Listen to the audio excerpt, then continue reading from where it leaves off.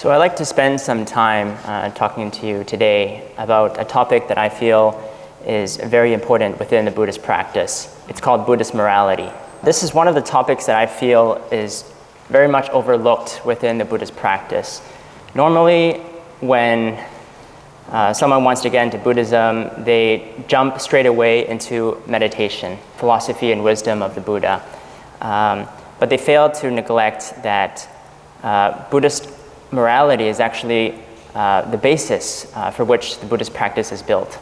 For us monks, I've only been ordained for about a year and a half, but the Buddha stipulated that for all new monks, they must spend the first 5 years after their ordination devoting their time towards a study of Buddhist morality or moral discipline.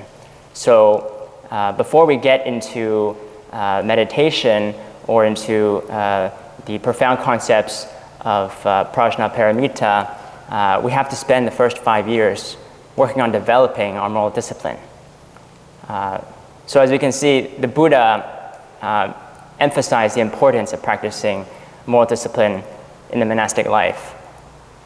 But apart from the monastic life, what about for regular lay people who aren't ordained? The Buddha mentioned that regardless of whether you are a monastic or a lay person, the practice of moral discipline is indispensable to the practice of Buddhism. We tend to only like to do things that reaffirm that what we're doing is right. That's one of the reasons why Buddhist morality is so difficult to practice, because practicing moral discipline according to the Buddha's precepts tends to run against our deep-seated habits and tendencies. The habits that we've been building up since time immemorial, all the conditioning that we've been subjected to through our upbringing, through our environment, through the people we associate with. And a lot of what we get exposed to on a daily basis actually leads to a lot of toxic emotions within our body and within our mind. And practicing the precepts is a way to take care of those toxic emotions. We take care of them by abstaining from doing the things that lead to our suffering.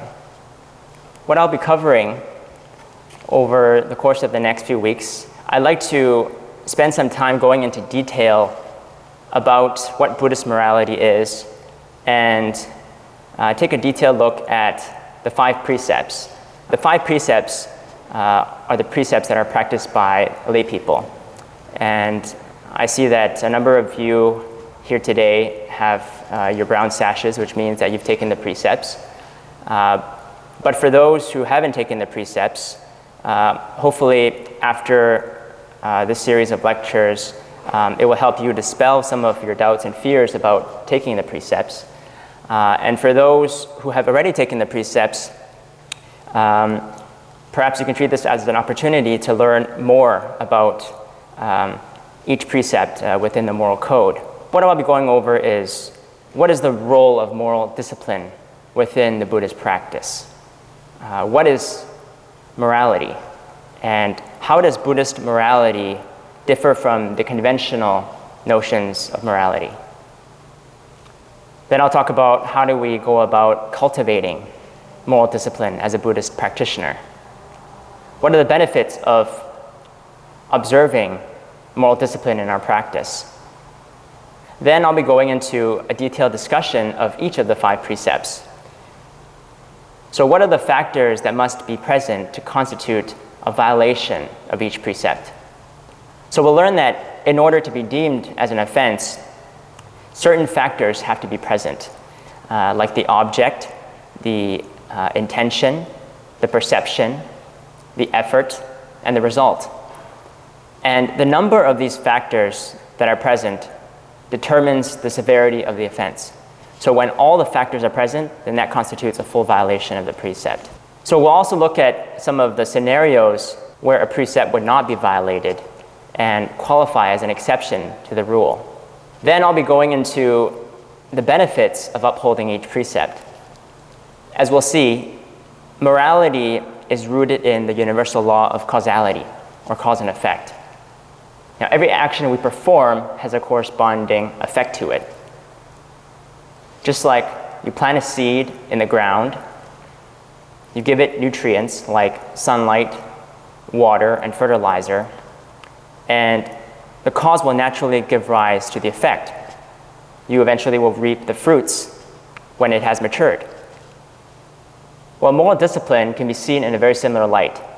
If you water the seeds of virtue and goodness within you, then the corresponding effect is the manifestation of wholesome benefits that contribute to your own well-being.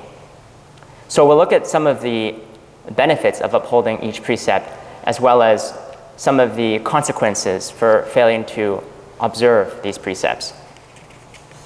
The foundation for the Buddhist practice, or what are known as the three most important pillars for Buddhist cultivation, is what we call the Threefold Training. So it consists of three factors: Sila, which means morality; Samadhi, which is concentration or stillness of mind; and Prajna, which means wisdom. So just like any monument or building that relies on its main pillars for support, the Buddhist practice cannot take hold without the presence of all three of these factors. The lack of any one of these three factors is not sufficient to lead you to be successful in your practice. So all three have to be present in order for us to achieve liberation from our sufferings and to achieve a spiritual awakening. As you can see here, I put it in the shape of a triangle with double-pointed arrows, indicating that each factor is necessary for the other to develop. One factor cannot exist without the other. Sila and Samadhi and Prajna, they all go hand in hand. In truth, at the ultimate level, they are one and of the same. The perfection of wisdom is expressed through the perfection of moral conduct. And the perfection of moral conduct is a reflection of the perfection of the stillness of mind and equanimity of mind that you develop by developing your samadhi. So really, there is no difference at the ultimate level when you have achieved enlightenment. But within the relative truth, within that domain in which our minds function, we still have to differentiate, and we still have to conceptualize. We start off the process by first developing our moral discipline. And why is it that we have to first start by developing our moral discipline? Well, we know that karma is created by our body, speech, and mind. Now, body and speech are simply the outward expression of what goes on in the mind. So the thoughts that you think leads to the speech and the actions that you perform. Now, some of the thoughts that you think don't necessarily manifest themselves in the form of outward behavior, but they are latent seeds in your consciousness that remain dormant until the right conditions are there to make them manifest. But what does manifest itself in the form of outward behavior are the crude and the habitual thoughts that you constantly give rise to. So if you consistently harbor thoughts of hatred and ill will towards someone, then eventually it's just a matter of time before your thoughts of ill will lead to some sort of speech or action that harms the other person. The same is true if you obsessively crave for something that you desire. Giving rise to those thoughts of desire will eventually lead you to culminate in an action to try to satisfy that craving.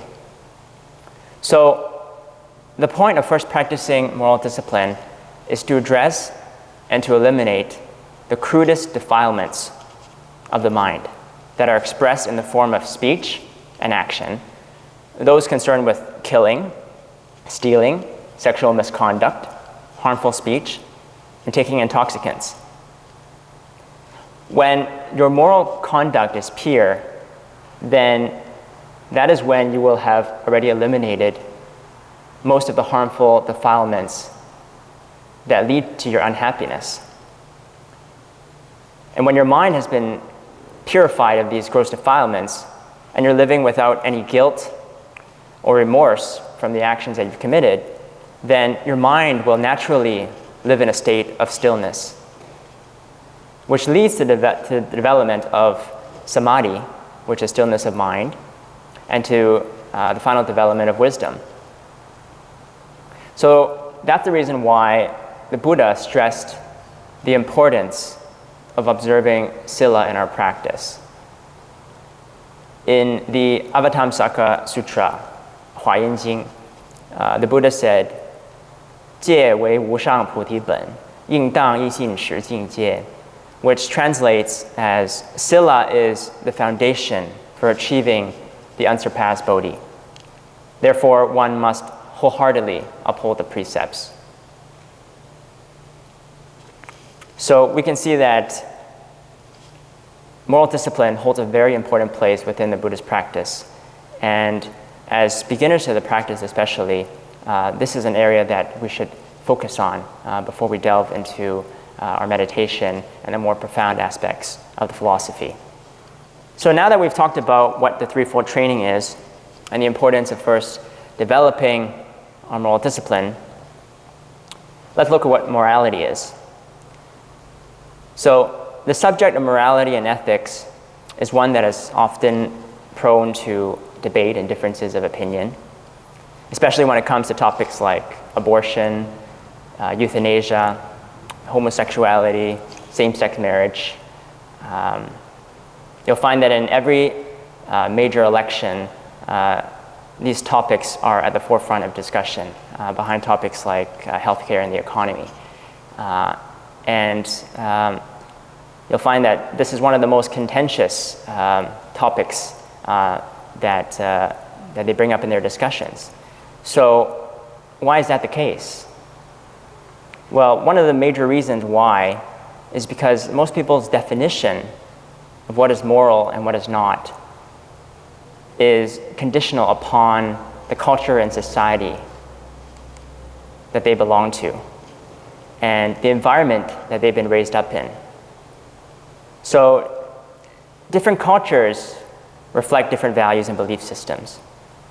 And our idea of what is right and wrong is often constructed based on those values and beliefs.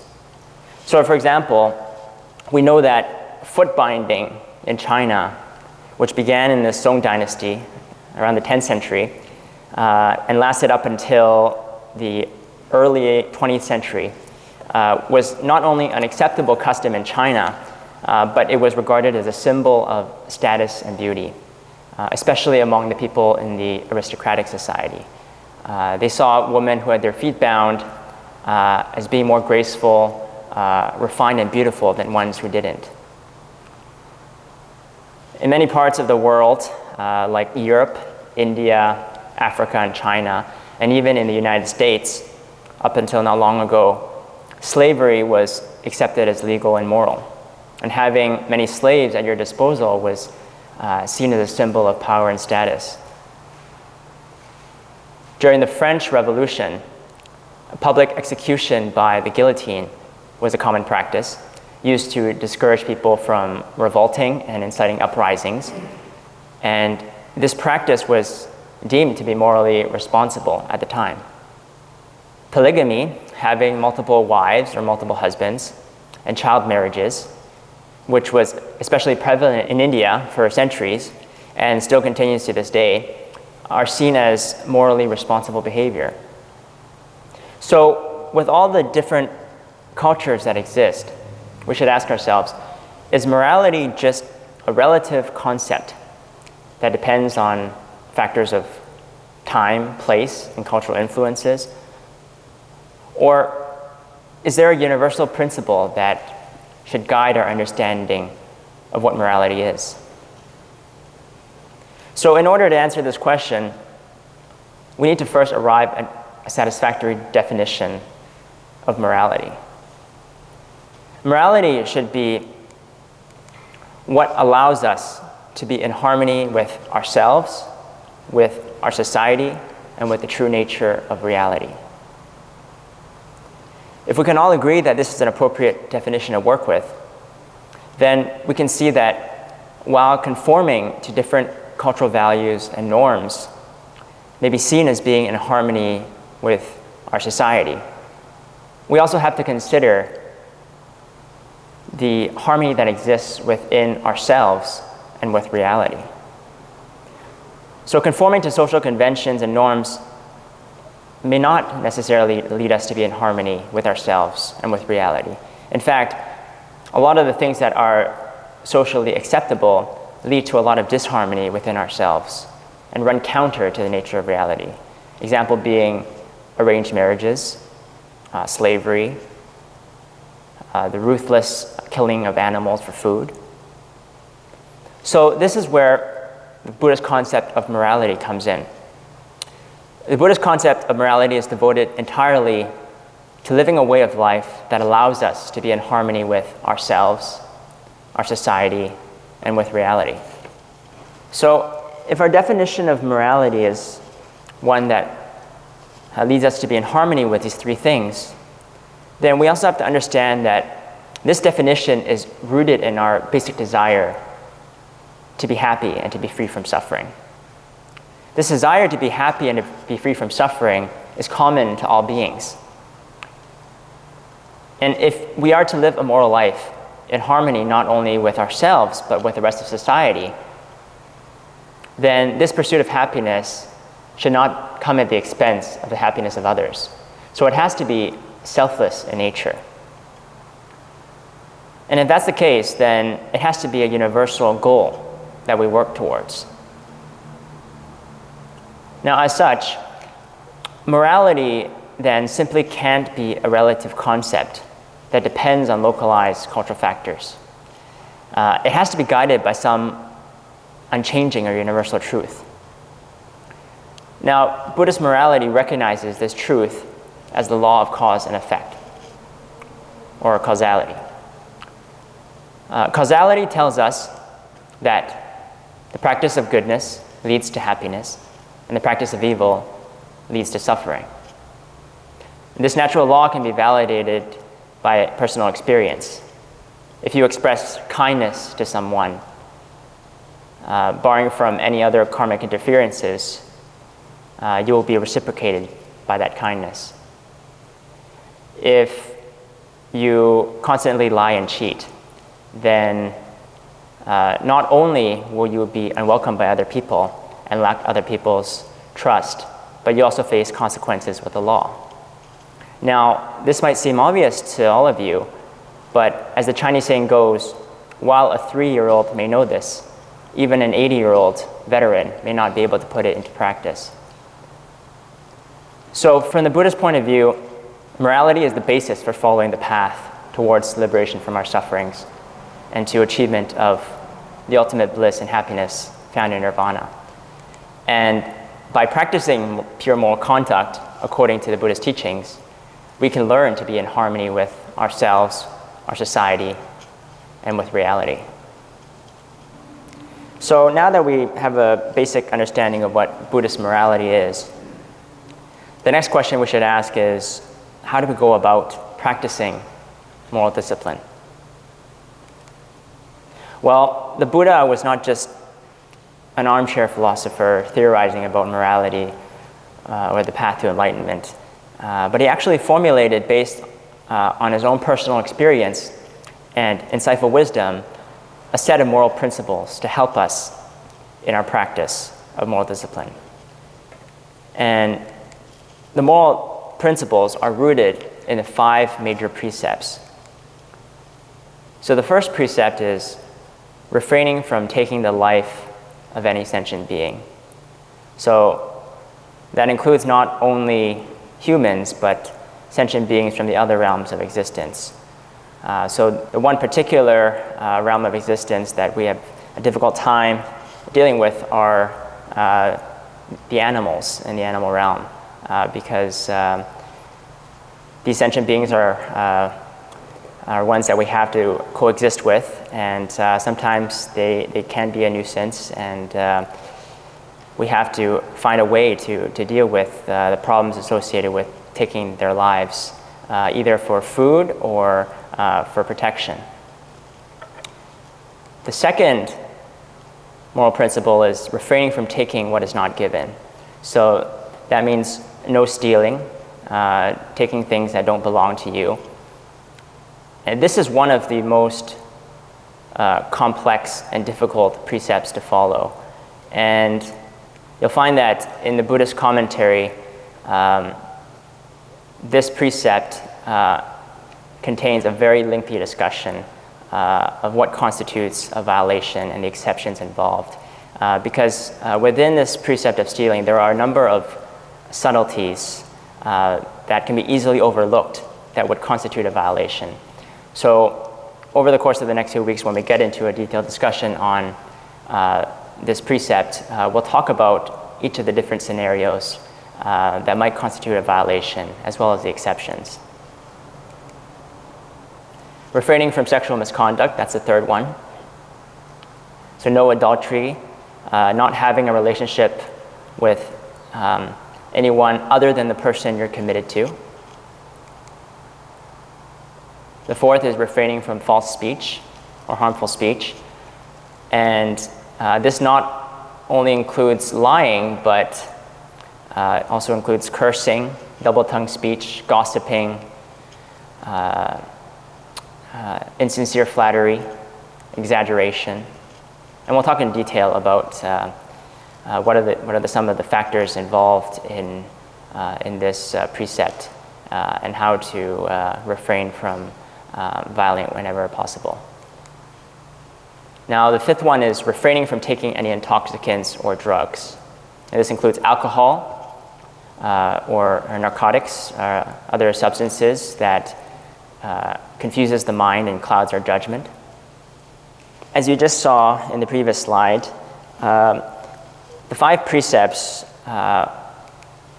were shown in a negative perspective, from the perspective of abstaining from doing something. Now, when the Buddha formulated the precepts, he not only had the intention of just telling people to abstain from committing these actions, but with every precept that he formulated, there was also a positive aspect to it. In Pali, the avoidance or abstaining part is what we call the virita, and the positive performance is the charita. So whenever we take the precepts, we have to take a vow. And that vow is not only to end all evil, but we must practice all goodness. So that is why when you uphold these precepts, it's not simply enough to abstain from doing the things that would be deemed as a violation, but to actively pursue acts of goodness through the practice of these 5 things. So the first is protecting the lives of all sentient beings. That's the counterpart to not taking the life of any sentient being. Practicing generosity towards all sentient beings. Cultivating sexual responsibility and protecting the safety and integrity of all beings. Practicing kind and loving speech. And consuming only items that lead to physical and mental well-being. So when we say consuming only items that lead to our well-being, obviously we're not talking about alcohol and substances that clouds our judgment, but this not only includes the type of food that we eat, but it also includes the type of sense objects we expose ourselves to on a daily basis, because we also consume those. It is the mind that consumes those things. So that also needs to be taken into account when we practice upholding this precept. We should know that the 5 major precepts are what form the foundation of the Buddhist practice on morality. And while the 5 precepts are meant only for lay people, we should know that the monks and nuns, which follow many more precepts, so 10 precepts for novice monks or nuns, 250 for monks, 348 for nuns, and all the Bodhisattva precepts, they are all derived from these 5 basic precepts. So even the 250 and 348 precepts for monks and nuns, all they are further extensions of what these 5 precepts are. All those precepts, including all the minor ones, were formulated by the Buddha to protect us from violating any one of the 5 major precepts. So we can see that the 5 precepts holds a very important place within the whole framework of Buddhist moral discipline. Now that we know what the 5 precepts are, we should then ask ourselves, how do we take them and start observing the precepts? Now, in order to take the precepts, you have to go through a formal process of initiation by a teacher in the Buddhist monastic order who has achieved moral purity and is well versed in the Vinaya. Now, the Vinaya is a Sanskrit term that refers to the specific moral code that Buddhist practitioners have to follow. And this differs from Sila, which refers to the moral discipline or conduct that leads to the liberation of suffering. While the Vinaya refers to the specific moral code in the Buddhist scriptures. Now, we may ask, why do we have to go through a formal ceremony in order to receive the precepts? If I want to follow the Buddhist path, can I just make a personal vow to uphold the precepts? Why do I need to go through all the formalities? If I'm serious enough about practicing these precepts, why do I still need to go through a formal process? If I have the sincerity, can I just practice it without any formal acknowledgement? We should understand that the formal process belongs to what we call a phenomenon or a relative truth. And relative truth and absolute truth go hand in hand. The existence of one requires the existence of the other. Just like you can't separate birth and death, left and right, up or down. They're 2 sides of the same coin. And by phenomena, other than the formal process, what do I mean? Well, by phenomena, I mean all the objects, all the physical, all the physiological, all the psychological objects that can be perceived by your 6 senses. So your eyes, your ears, your nose, your tongue, your body, and your mind. All the things that exist as a product of your process of perception and conception. And what is the absolute truth? Absolute truth is the true nature of reality, a non-dualistic understanding of things as they truly are.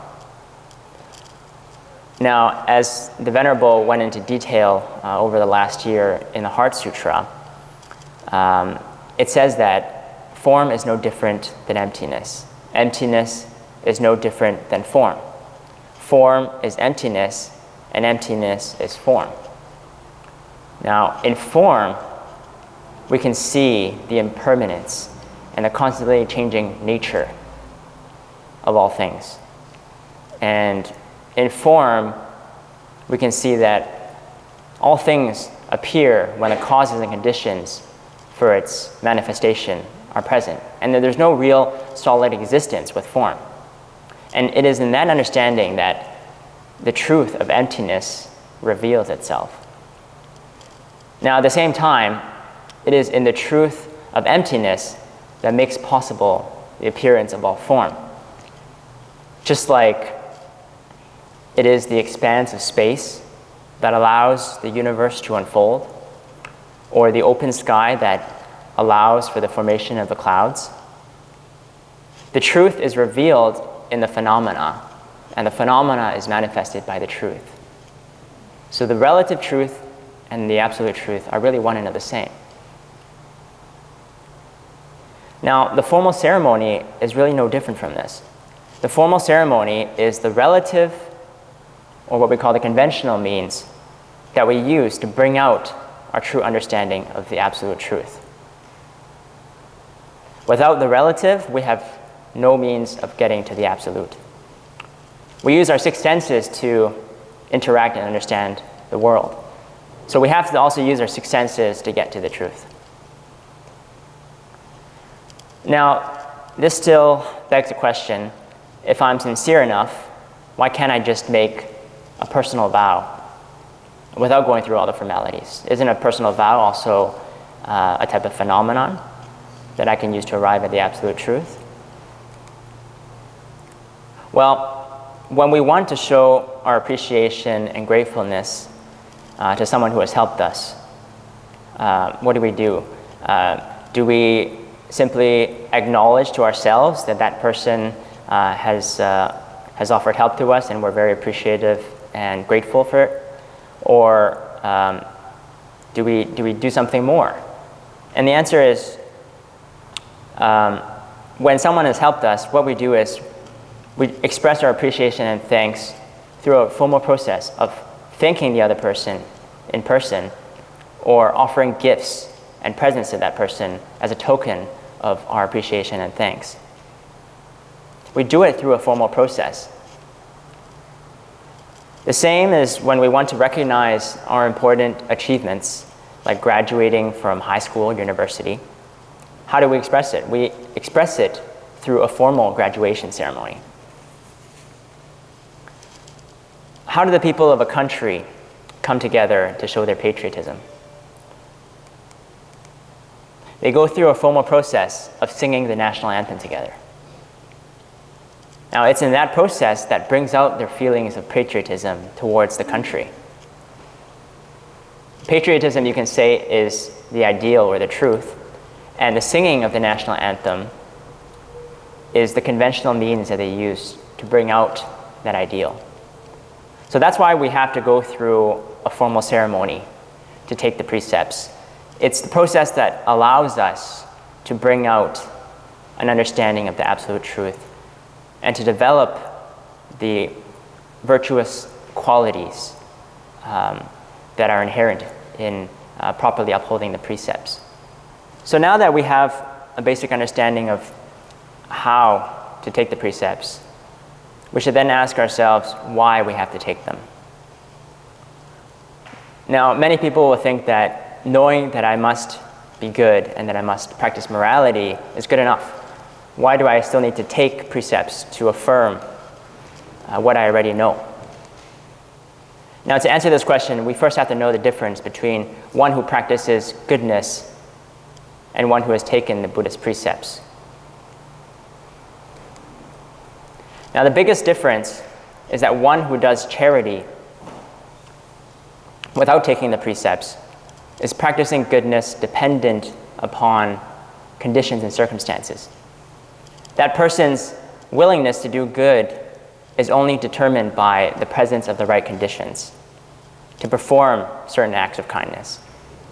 So, for example, when they see an amputee begging for money on the street, they'll give rise to certain feelings of sympathy and pity for that person. And out of that emotion, they will give rise to a feeling of kindness towards that person, and that will result in him probably giving him some money. Now, instead of an amputee, it was that person's enemy that was begging for money on the street. Then we can't really say whether or not that person would offer money to him. Unless he was able to let go of his grudge against that person, then it would be probably quite unlikely. But on the other hand, someone who has taken the precepts has committed themselves to the vow of upholding the precepts and of practicing goodness, regardless of what the circumstances and conditions are. So the difference is that person is being led by his vow rather than by emotion. He is motivated by his aspiration to practice goodness unconditionally, to end all evil and to help all sentient beings, as opposed to the person who practices kindness periodically, depending on his own mood or on other circumstances that are outside of his control. So we can see that there's a big difference between the two. We have to know that it's not good enough just to know what is good and what is bad, but we have to aspire to be good and not to be bad. So if we want to find happiness in our life, we need to make being good our goal. We have to orient ourselves and our lives toward this goal. Now, while we're on the topic of taking vows and setting goals, there was a psychotherapist back in the early 20th century. He was also a cosmetic surgeon, and his name was Alfred Adler. Now, Alfred Adler, he stressed the importance of goal orientation. He said that the goal that we set for ourselves is really an image that we have in the mind of what we want to be. So everyone has a self-image of what they are. And Alfred Adler, he found that our actions and our personality are based on this self-image of who we see ourselves to be. So if we want to change our behavior or our personality, then we have to first start with changing our self-image. Now, Adler found that when he operated on women to improve the look of their faces, when their faces changed, their personalities also changed as well. Now, he looked into this phenomenon further and began to experiment in different ways. He discovered that some women, even after surgery, did not experience a change in personality. And the reason was because they didn't believe that the operation had improved their look. So he decided to convince these women that they were good looking. And once he was able to do so, he noticed that their personalities also began to change.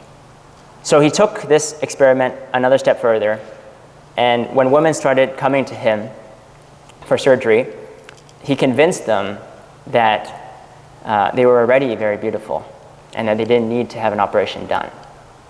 And when these women were convinced, their personalities and behavior also changed.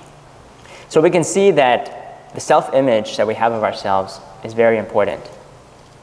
And if we want to make a positive transformation in our life, then it starts with first orienting ourselves toward a goal. That goal then becomes the self-image that we strive towards. Now, in the same way, if we can orient our goal towards the perfection of our moral conduct and to become virtuous, like the Buddha, then that becomes our self-image. And slowly our behavior and personality will change in ways to reflect that self-image that we have of ourselves. So we can see the importance of taking vows, of upholding the precepts. It's very important that we set that goal for ourselves of achieving that highest ideal of virtue and goodness. Now, before we head off for lunch, I'd just like to cover my last point, which is the other major difference between one who practices goodness and one who has taken the precepts is that those who perform goodness without the aspiration are working only within a very narrow scope. They only perform acts of kindness selectively to those around them or when it's convenient for them to do so. But someone who has taken the precepts, their vow applies not only to the people around them, but it extends to all sentient beings, including those in the animal realm and all the other realms of existence. Their object of attention has been broadened to include all sentient beings. And that includes even their enemies or people they don't get along with. And this is really the heart of the practice of walking down the path of a Bodhisattva, because the Bodhisattva exudes boundless compassion to all beings, regardless of their background, regardless of their gender, their race, their ethnicity. And this is the goal that we set for ourselves when we take those precepts.